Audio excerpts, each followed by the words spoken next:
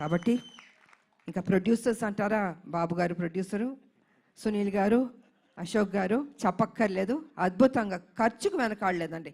ఎంత కావాలంటే అంత పెట్టండి అనేసి బాబు వాళ్ళందరూ డిసైడ్ చేసి చెప్పడం జరిగింది. సో నిజంగా అంత ఖర్చు పెట్టారు, బాగా వచ్చింది. ఇక డైరెక్టర్ గారు అయితే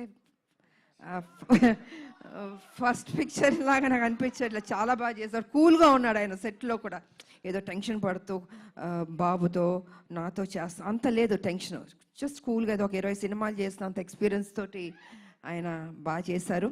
అండ్ ఈ సినిమా తర్వాత డెఫినెట్గా you going to become a top director అండి, డెఫినెట్గా.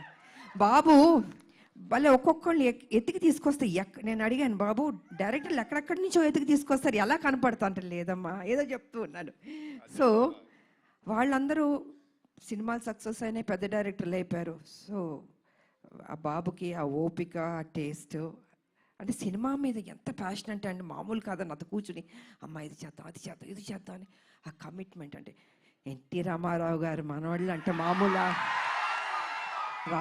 రామారావు గారు నేర్పించిన ఆ డెడికేషన్, సిన్సియారిటీ, అసలు క్రమశిక్షణ నిజంగా ఈ జనరేషన్లో కూడా ఇలా ఉండడం అన్నది నాకే షాక్ అనిపించింది. సో బాబు ఎప్పుడు ఇలా ఉండాలి, హ్యాపీగా ఉండాలి, మంచి మంచి సినిమాలు చేయాలి.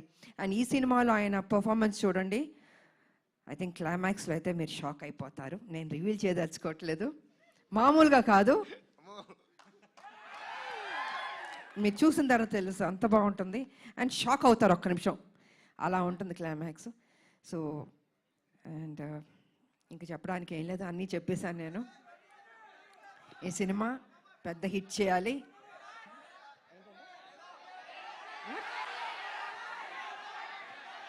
వినపడలేదు,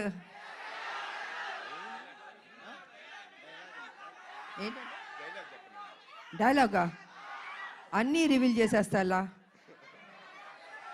మీరు టీజర్ చూశారు, మీ అంటే ఆతృత ఎక్కువ ఉంది, చెప్పాలి, వినాలి, చూసేయాలి అని ఉంది. సో చూడండి, త్వరలో రిలీజ్ అవ్వబోతుంది, డెఫినెట్గా మీకు నచ్చుతుంది అని నేను తెలియజేసుకుంటూ, మరి మీ అందరికీ నాకు ఈ ఆపర్చునిటీ ఇచ్చినందుకు ధన్యవాదాలు తెలియజేసుకుంటున్నాను అందరికీ.